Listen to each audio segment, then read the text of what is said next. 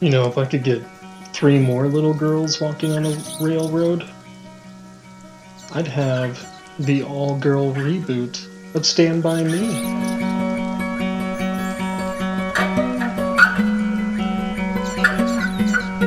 Welcome back to Game Taffy Plays. My name is Ben Davis. We are playing Beyond Eyes, the story of a little girl named Ray who loses her vision and also her cat. We are now searching for this cat, trying to determine where he may have gone.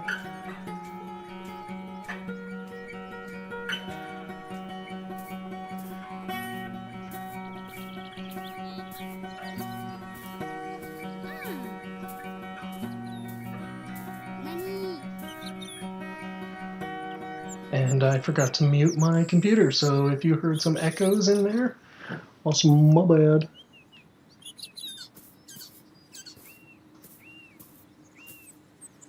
Got a butterfly following me. I mean, it's nice. I'm not complaining. It's just one of those, like, why?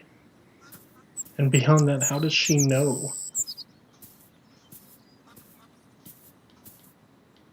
Can I, like, control the butterfly?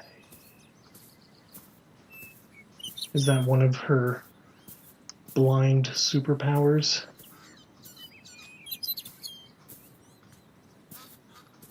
I've noticed that she's no longer scared of birds. That's pretty good.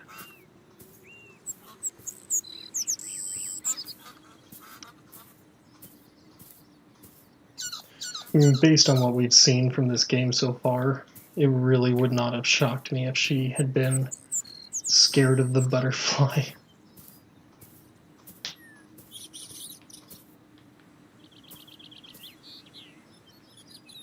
Did we... Nani. Nani! Did we find a bridge? You know what? I am sorry. I have been editing these episodes fairly frequently, and I know how annoying it is for me to say Nani whenever she does, and yet I keep on doing it. Like, I'm listening to my own voice in these recordings, and I say, Ben, you are so lame. But does that stop me? Nope.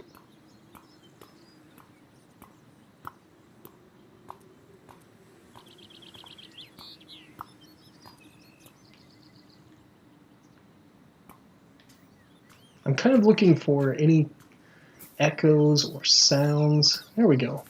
Found a bird. And a tree.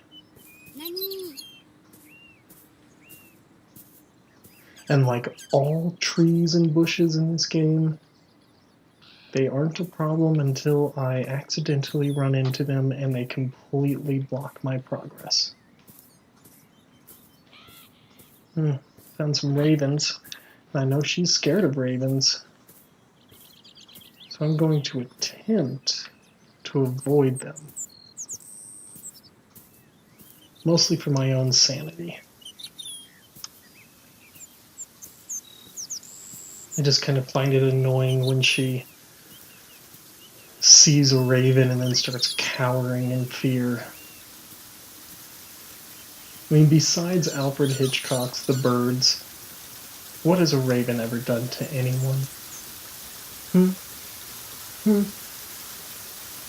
There's some researchers who are trying to train ravens to pick up garbage in the city.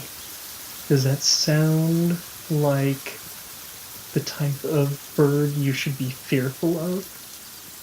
I think not, sir.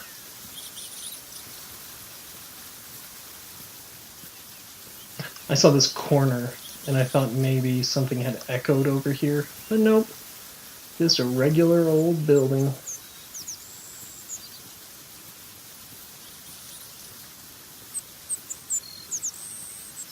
So back on the path we go.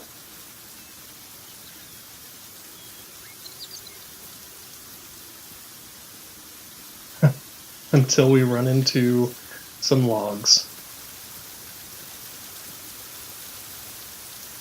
Come on, butterfly.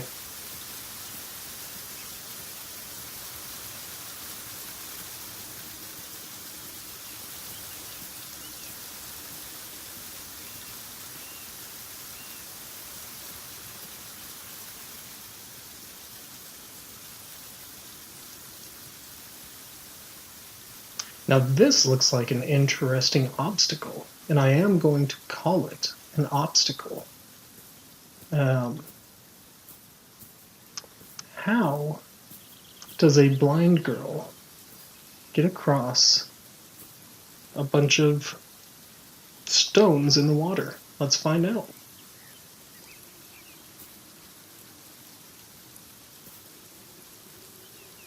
The answer is very carefully. Oh, I thought I was going to have to press X every single time.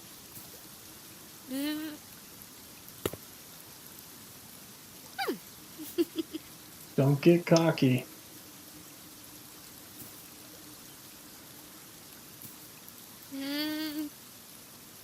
Oh, I genuinely thought she was going to fall, and I was like, I don't want her to fall and then get sucked down the river.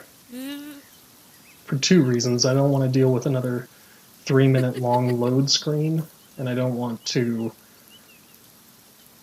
just have this game turn super dark super quick. I don't want this game to turn dark at all.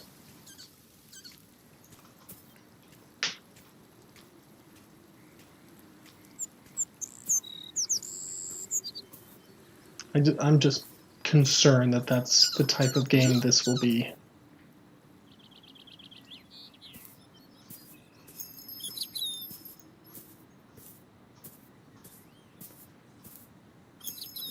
It was also the unmistakable feeling of a wall generating right in front of me.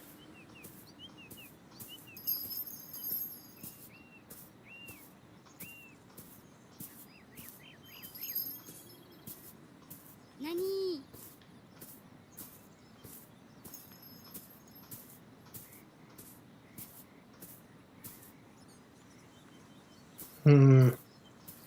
Okay. Finally got past the wall. Oh joy. Nani? They're putting a blind girl in a maze.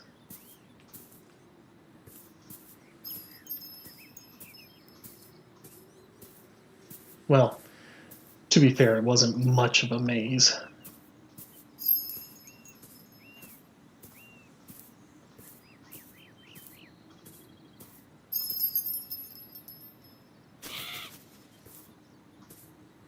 Whoop. Wow, that was interesting.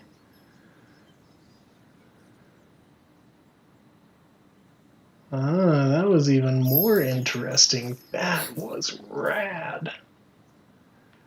So, my favorite part of this game, without a doubt, is the revelations. When it shows us one thing and then reveals it to be something else. Nani? And that was cool.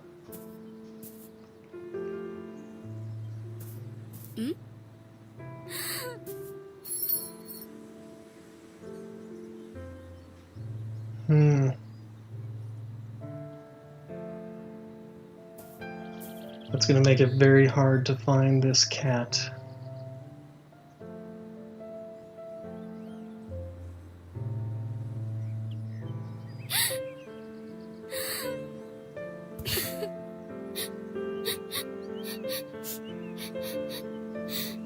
Man, poor girl. I mean, on the one hand, we didn't find a dead cat, which is what I was afraid of, but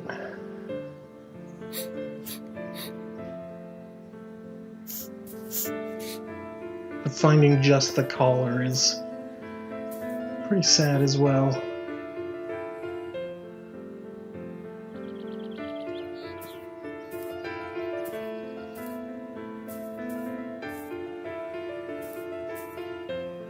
So I guess I'm led to assume that this just means the cat's dead.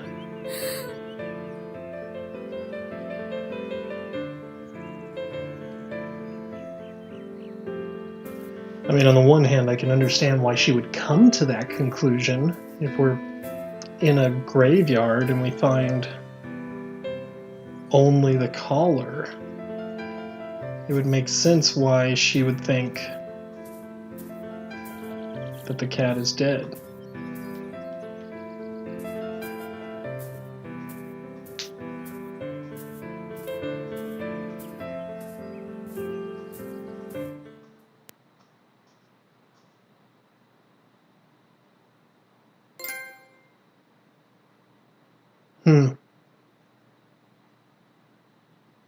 And apparently that's the end.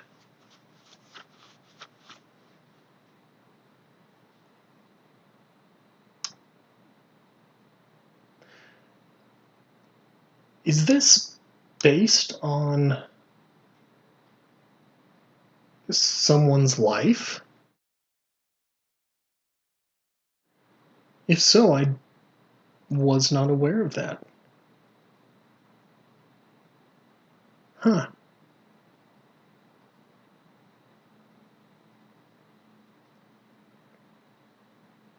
I mean, on the one hand, kudos to the the entire development team for creating an experience that allows us to kind of feel what it's like to be blind, but at the same time, if this was the eulogy of a real dead girl, it didn't do much in the way of telling us what her life was. And beyond that, it's, you know, that gold trophy that popped is called closure. What closure? Yeah, we know that Ray appears to have found the fate of Nani, but not much beyond that. So, and then to have that dedication page at the beginning of those credits, it's almost to say, yup, and Ray died too. Well,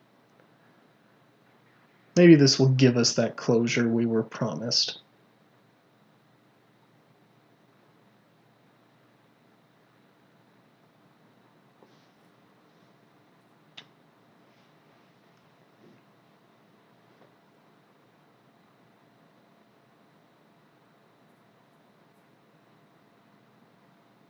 She was stabbed 32 times by Lily, who ended up being a little white girl.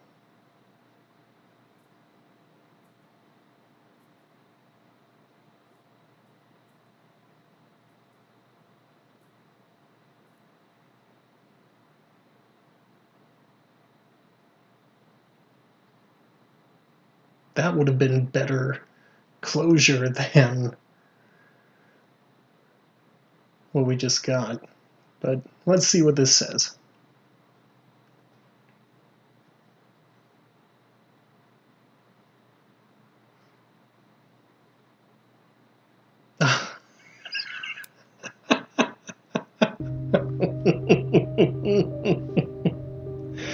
Oh my god. This has been Beyond Eyes, presented by Game Taffy Plays. My name is Ben Davis. Oh, I hope you got a kick out of this extremely short Let's Play series. I don't know what the next game will be. I will figure that out tomorrow. But I gotta figure it out pretty quickly because I did not expect this game to be so short. So it is what it is. If you liked what you saw, please like, comment, and subscribe. Of course, you can click the annotation at the end of this video to swing over to the Alice Madness Returns playlist that is something like 39 videos strong. And if you want to find me online, all of my social feeds are listed in the description below at the very bottom, as well as the music for these 5 episodes. I want to give a big shout out to both musicians who allowed me to use their music. I don't want to butcher their names, so I'd rather you jump down to the description below to see it. Both of them I found on a Creative Commons website. I just reached out to them, asked them if I could use it, and both of them were quick to respond and very gracious in saying, yes, you can use this song. And initially I thought I was only going to use one, but I really liked both songs so much that I wanted to feature both of them throughout this series. So a big shout out to them. Go check out their websites, subscribe to them on Twitter, as well as their YouTube channels, and maybe drop them a donation if you like their music. I will be back soon with a new game that will hopefully be a tiny bit better than this one. Thanks for watching.